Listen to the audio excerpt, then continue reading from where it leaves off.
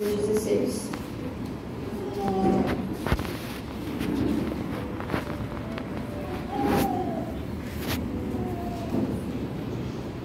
Então, Jesus disse aos seus discípulos: se alguém quer vir após a mim, negue-se a si mesmo, tome a sua cruz e siga-me. Pois quem quiser salvar a sua vida, perderá. E quem perder a sua vida por minha causa, esse a achará. Quando a gente lê esse texto, a gente pensa: nossa, dura essa palavra. Eu preciso negar minha vida para seguir Jesus. Descalço, a gente fica mais à vontade.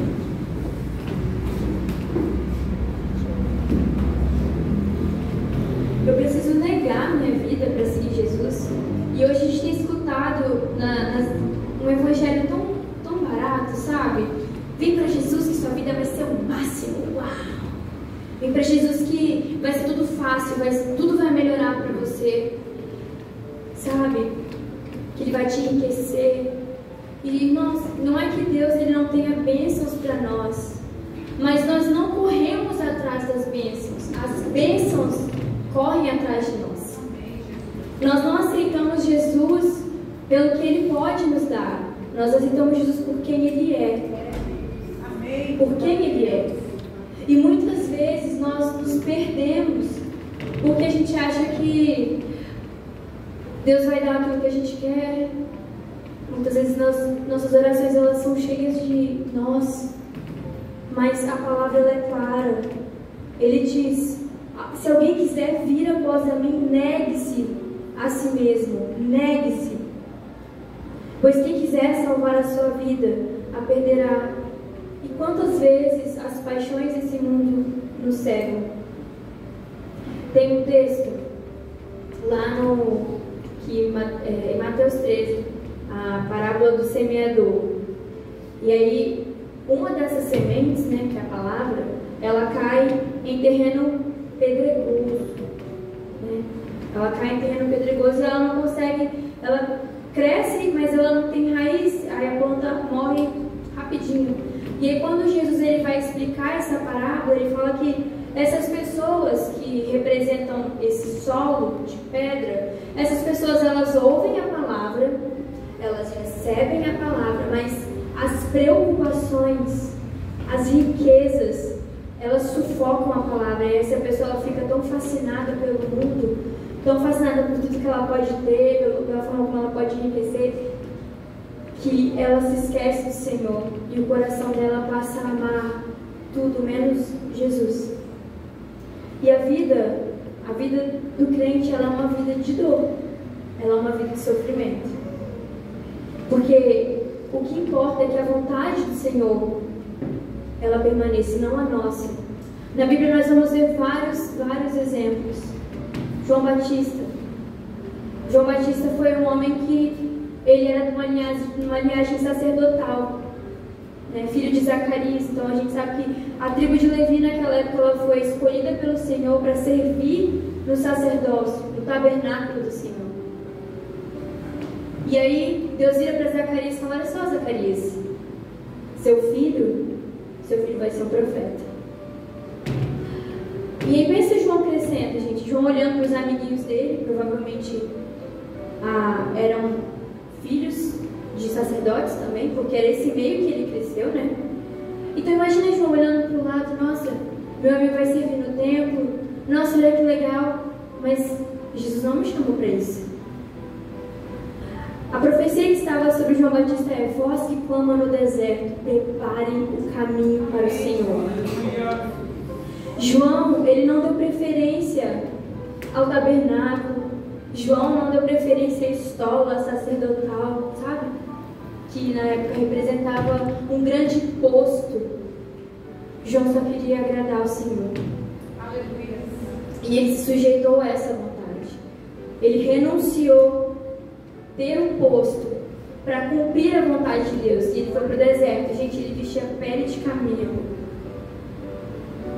Gente, camelo fede. Mas fede. Pensam que ele tecido quente em você. Ele comia mel e gafanhoto. Que dieta restrita? A gente não consegue comer arroz e feijão todo dia. Vamos lá. Mel e gafanhoto. Dieta bem fit, inclusive. Bem fit, João. E ele também foi viver no deserto, distante de todo mundo. Mas por quê? Porque era essa palavra que estava sobre a vida dele. Era essa palavra. A gente também pode falar a respeito de José. José foi um homem que Deus deu um sonho para ele, ainda quando ele era muito novo. Ele falou: olha só, José, você vai ser governador. E aí ele sonha com uns feixes de trigo se curvando diante dele. E aí ele vai e decide falar para a família daquilo que ele sonhou. E aí a família vê com maus olhos: ué, você quer mandar na gente? Mas peraí, você é o caçula. Você querendo mandar na gente? Quase caçula, né? Benjamim, mais novo. E aí José, ele tem aquela vida difícil, vendido como escravo para o povo que ele não conhece, vendido injustamente, passa por muitas dificuldades, isolado da família dele, num povo que não era o povo dele, cresce no meio de tudo isso, vai para a casa, né, de Potifar, serve a casa de Potifar, depois ele é acusado injustamente por algo que ele não cometeu, e ele vai, é preso, ele prospera na prisão, onde Deus colocava, ele prosperava. E aí José podia pensar: cara, Deus não está comigo, porque eu estou sofrendo tanto. Não é possível que Jesus esteja comigo. Minha vida é dura. Peraí, Senhor, mas o Senhor não falou que todo mundo ia se curvar diante de mim, que eu ia ser governador? Por que eu estou sofrendo tanto? Estou aqui preso. Fui vendido como escravo pelos meus próprios irmãos. Isso é uma palavra mesmo? O Senhor falou isso comigo? Quantas vezes Deus libera palavras sobre nós, mas por causa das dificuldades, dos sofrimentos, a gente começa a não acreditar. Quantas vezes o Senhor já falou com você e aí você não corresponde porque você tem medo ou porque você acha que é difícil demais? Mas a palavra de Deus vai dizer que José prosperava porque o Senhor era com ele. Então José não teve uma vida fácil, mas ele perseverou até o momento em que Deus confiou. E conforme Deus entregava coisas a ele, ele ia fazendo o seu melhor e sendo confiável para o Senhor entregar ainda mais. Então nós não podemos encher a nossa mente de coisas de pensar que vai ser tudo um conto de fadas, sabe? Vai ser ter Jesus agora, vai ser tudo muito lindo, né? Não vai ter dia de luta, só vai ter dia de glória, é só vir à igreja. Não. É uma vida difícil. Paulo, ele vai descrever disso. Paulo, ele passou por muitas dificuldades. Naufrágio, apedrejamento. Então, meus irmãos, essa noite o Senhor quer falar com vocês: não neguem o Evangelho porque vocês buscam prazeres dessa vida. Aceitem lidar com as dificuldades. O Senhor é com vocês. Amém. Os sofrimentos não podem roubar a glória que é prometida a cada um de nós. Os sofrimentos, eles não podem tirar isso de nós, porque a nossa esperança é Cristo. É uma vida de dores, mas existe um propósito por trás disso. Eu não sei qual prensa você tem passado, eu não sei por qual deserto você tem andado, mas deixa eu dizer uma coisa: existe um propósito nesse lugar onde você está, existe um propósito naquilo que você está passando nesse tempo. Não sai azeite se a azeitona não for prensada. Não sai azeite. A palavra vai dizer que Jesus, lá em Hebreus 5:8, Jesus, sendo filho, ele foi aperfeiçoado por meio do sofrimento, mas ele obedeceu. O convite do Senhor nessa noite é para que a igreja dele obedeça a ele independente da circunstância. Os dias são maus. O Senhor disse: tem de bom ânimo, pois eu venci o mundo. Tem de bom ânimo. Os dias são maus. O espírito do anticristo, ele já está em nosso meio. Ele já está operando. Os dias são maus, mas onde está a igreja do Senhor? A igreja do Senhor, a quem foi entregue a autoridade para brilhar nesse tempo. para revelar ao mundo a glória de Deus. Isso foi confiado a nós. E nós não podemos olhar para a Bíblia, para as Escrituras e pensar: meu Deus, eu vou ver um evangelho muito medíocre, eu só vou ali na igreja, só vou cantar, porque eu já estou salvo, uma vez salvo, salvo para sempre. Errado. Errado. A palavra do Senhor fala para a gente vigiar, a gente não sabe nem a hora que Jesus vai voltar e levar a sua igreja. E o que nós estamos fazendo? O que nós estamos fazendo, meus irmãos? É muito sério, é uma palavra pesada, é uma palavra dura, mas é a verdade. Glória a Deus. Nós estamos dormindo ou nós estamos acompanhando os sinais? Porque Ele vem, e Ele vem buscar uma noiva purificada. Ele vem buscar uma noiva sem mácula. Ele vem buscar uma noiva que está com as vestes limpas. Limpas. E por que elas estão limpas? Porque elas não negociam. A noiva do Senhor, ela não negocia com o pecado. A noiva do Senhor, ela não negocia com Satanás.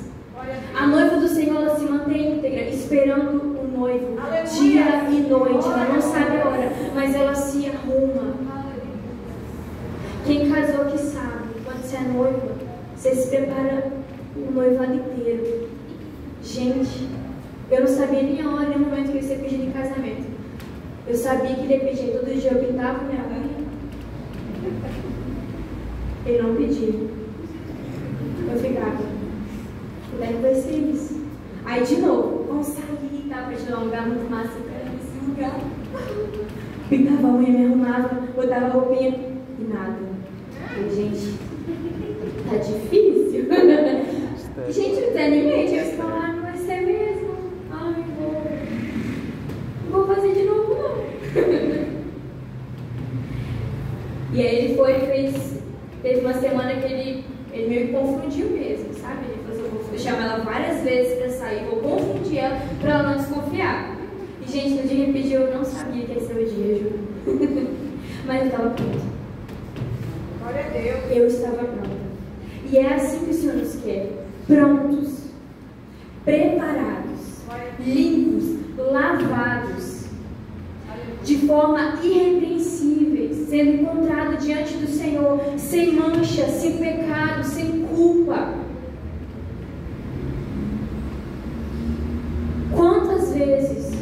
Quantas vezes, diante das adversidades, nós nos prostramos? Eu queria ler para vocês um texto. Quero que vocês abram comigo esse texto. Ele é um texto muito lindo. Isaías 53. Deixa aberto. Isaías 53. Então Jesus, nesse contexto em que ele está ali falando com os discípulos, ele está falando que ele tinha que sofrer muitas coisas, porque Jesus ele começa a liberar algumas palavras gradativamente, porque os discípulos eles estavam aprendendo, né? Estavam muito novinhos na fé ali, né? Com ele, aprendendo com Jesus, entendendo melhor a Torá, porque eles tinham a Torá, mas Jesus ele veio para dar entendimento. E aí Jesus não podia liberar tudo de uma vez, porque eles não iam entender, ia ser muito. Sabe quando você fica ali querendo entender tudo e Deus não fala tudo com você, porque calma, não é o tempo, mas ele vai terminar, ele vai falar. E aí nesse contexto, deixa eu ler aqui para vocês.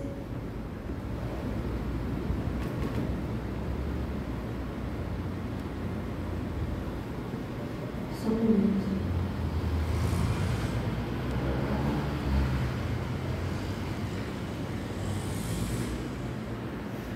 Versículo 21, não precisa, ainda no texto de Mateus.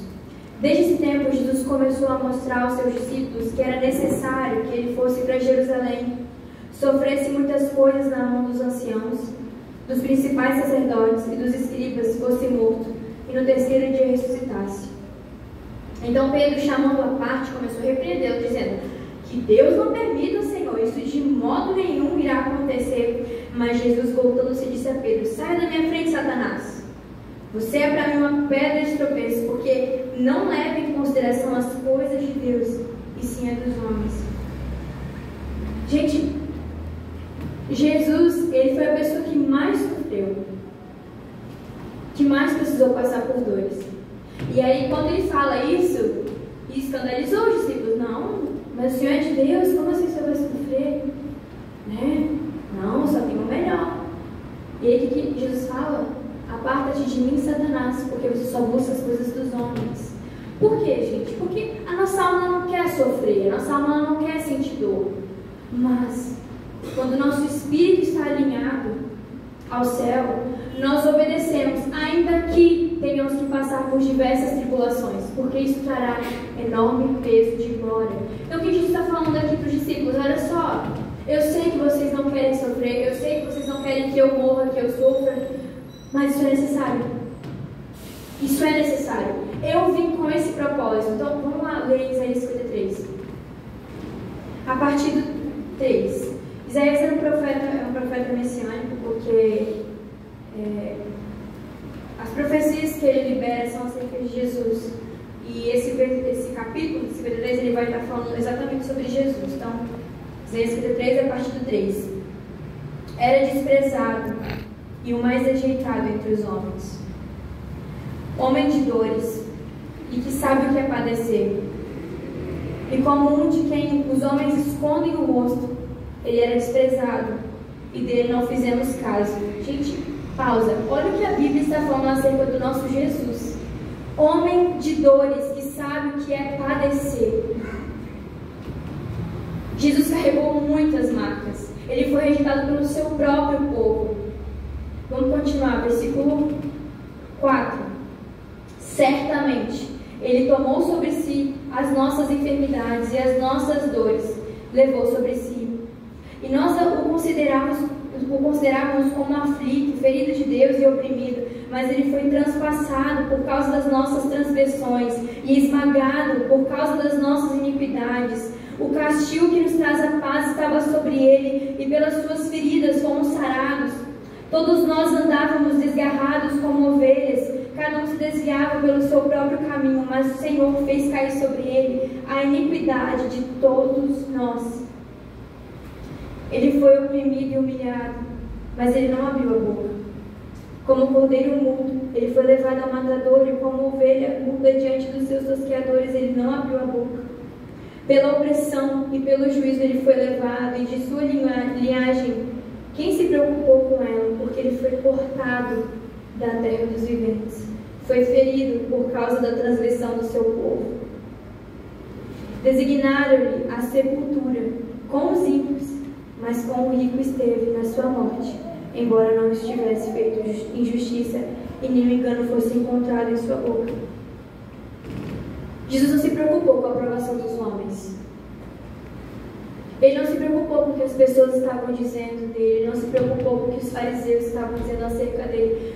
Jesus só queria cumprir a vontade de Deus.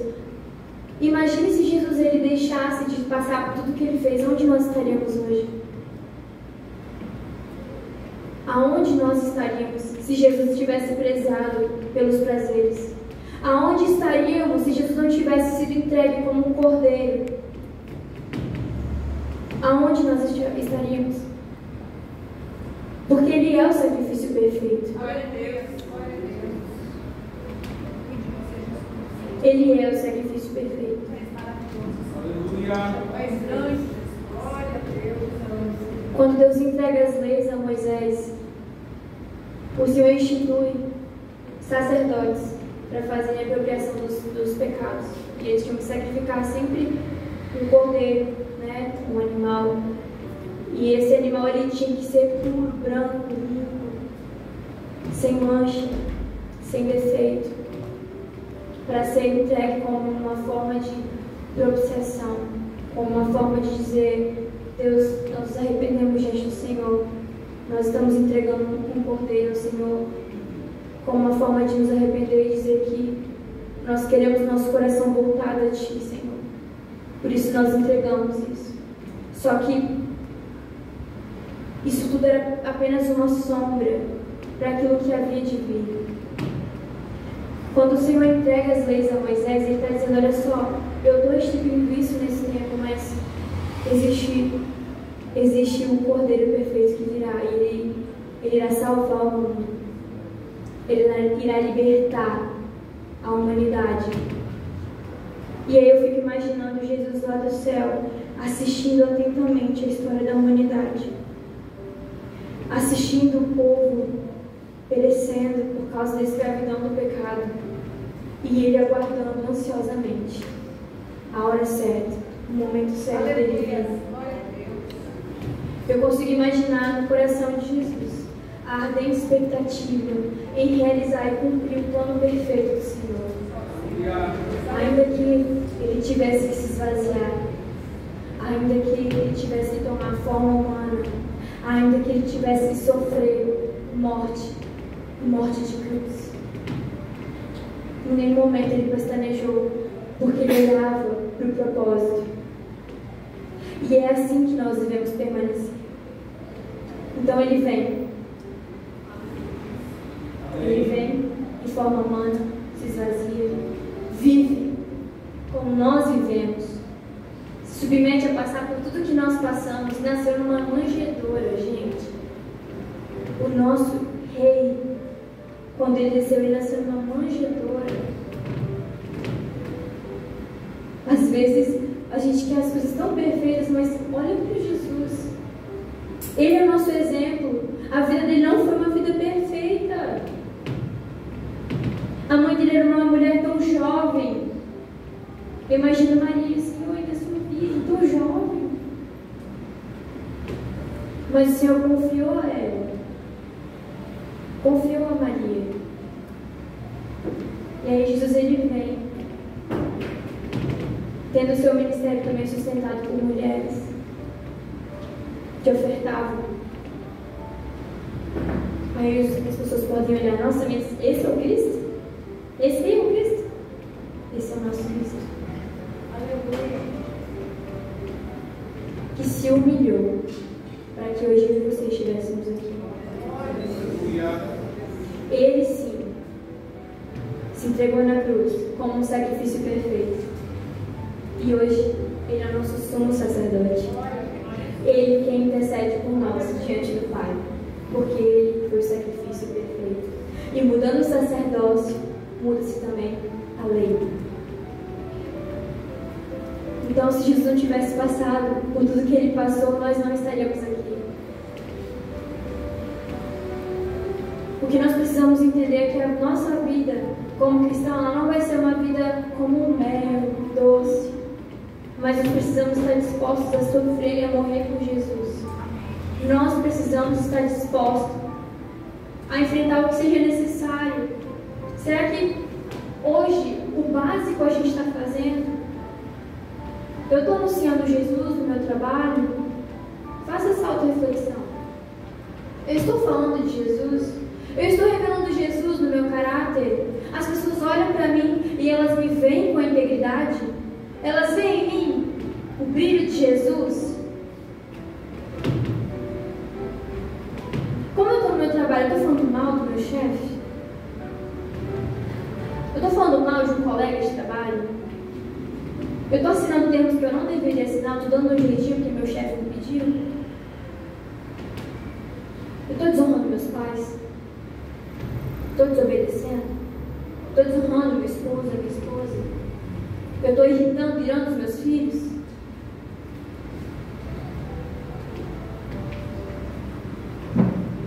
Onde nós estamos?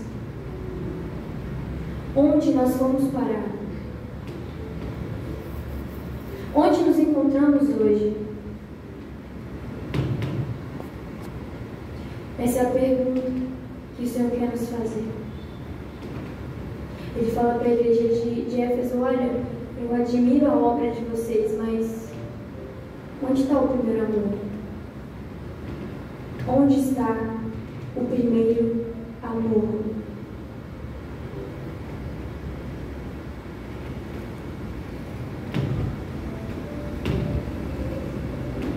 Nós estamos dispostos a ter uma vida crucificada? Ou será que nós estamos vivendo pelas nossas paixões? Cuidado com aquilo que ocupa o seu coração demais. tudo aquilo que você gasta muito tempo, que tem um valor estimado, é a idolatria. Cuidado. Cuidado com o que você pensa demais, o que você deseja demais, com aquilo que você é capaz de passar e sobrepor tudo que for necessário para chegar. Cuidado. É um ponto de alerta. É um ponto de alerta. O Senhor, Ele quer todo o nosso coração. Todo o nosso coração. E quando é todo, é todo. É sem se dividir. O que hoje está roubando o seu olhar de Jesus? O que hoje está queimando mais o seu coração do que Jesus? Porque Ele quer ser tudo. Aleluia. Ele quer ser tudo para nós. Ele se deu por inteiro. Ele quer tudo de nós. Será que nós não estamos negando Jesus diante das dificuldades? Será que nós não estamos negociando? Mas acho que isso aqui não tem problema, né?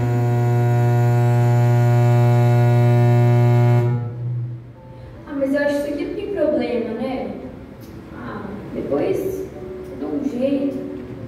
Jesus não vai ficar chateado comigo, não, só dessa vez.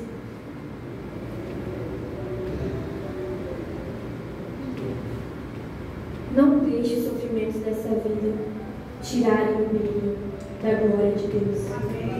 Não vamos deixar os prazeres tomarem conta de quem nós somos. Nós somos separados. Aleluia. Nós somos um povo separado.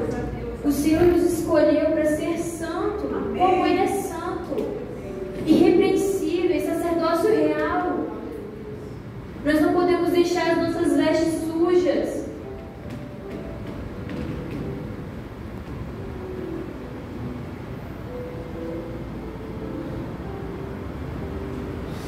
Só o Senhor é Deus, aleluia. Como diz em Filipenses 3:7.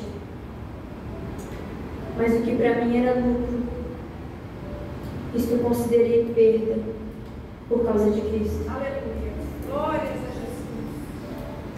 Na verdade, eu considero tudo como perda, por causa da sublimidade do conhecimento de Cristo Jesus, meu Senhor. Por causa dele eu perdi todas as coisas e as considero como lixo, para ganhar a Cristo Jesus e ser achado nele, não tendo justiça própria que procede de lei, mas aquela que é mediante a fé em Cristo, a justiça que procede de Deus baseada na fé. O que eu quero é conhecer a Cristo e o poder da sua ressurreição. Preste atenção nessa parte. Tomar parte no seu sofrimento e me tornar como Ele na sua morte, para que de modo algum alcançar a ressurreição entre os mortos. É impossível nós estimarmos Jesus e dizermos que nós somos tudo, que Ele é tudo para nós, se a gente não está disposto a ter uma vida sacrificial.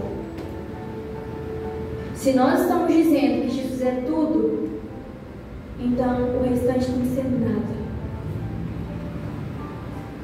Se Jesus é tudo, Ele é tudo. Vou repetir, se Jesus é tudo, Ele é tudo. Ele não é uma parte, Ele é tudo. Graças a Deus, aleluia. Então eu preciso estar disposto a tomar sofrimento. Jesus, o meu Salvador, morreu numa cruz. Eu também vou morrer se for necessário numa cruz. Pedro, quando ele estava, já depois de Jesus ter ressurgido, quando chega a hora de Pedro morrer, ele fala: põe a cruz de cabeça para baixo, eu não vou morrer como meu Senhor morreu. Eu não sou digno de morrer com uma cruz no mal. Põe ela virada para baixo. Um amor, uma paixão que tomava o coração, e eles foram mártires pelo Senhor, porque eles amavam o Senhor mais do que... Aleluia. Glórias a Jesus, aleluia. Eles entregaram suas vidas. A Bíblia vai dizer que o mundo não era digno deles, porque eles amavam Jesus. Aleluia. Glória a Deus. Louvado seja o teu nome, Senhor. Eles se entregavam voluntariamente para morrer por Jesus, porque eles não queriam negar. Quando os fariseus chegavam para calar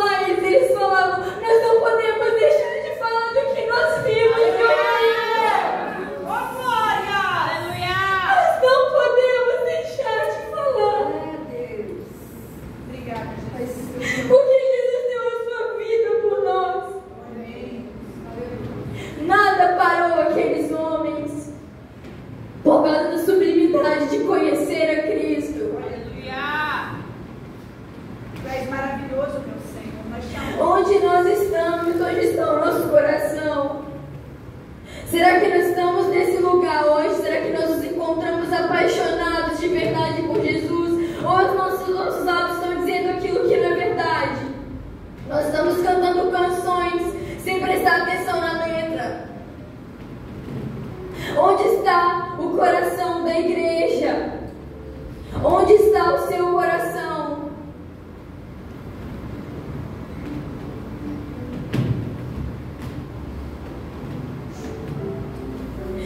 Onde nós estamos indo parar?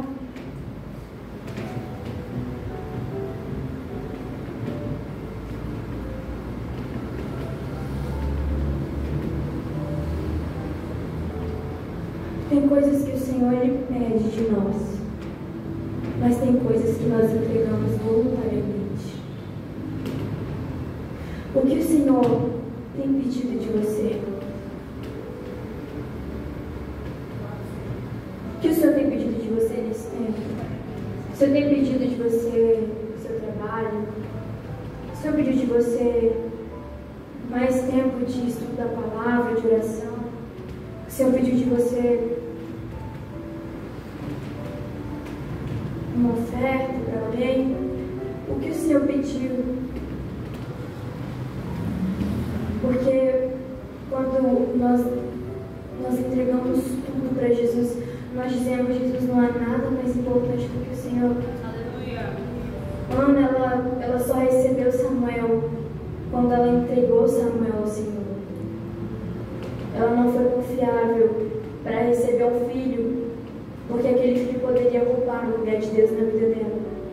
E a partir do momento que Ana fala: Senhor, esse menino ele vai crescer no teu tempo, eu entrego ele ao Senhor. Então Deus deu um filho a Ana.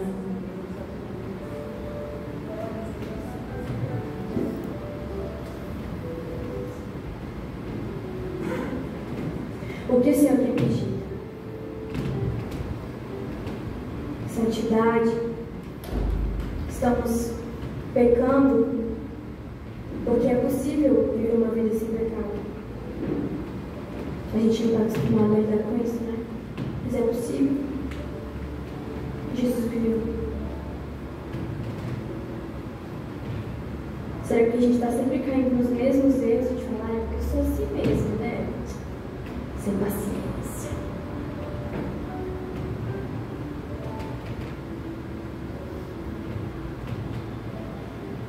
Jesus quer tudo. Tudo. Tudo.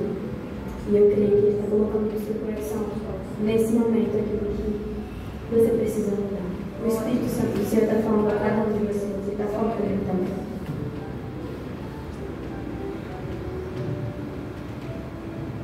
Essa noite o Senhor ele tem um convite ao arrependimento. É o que eu falei.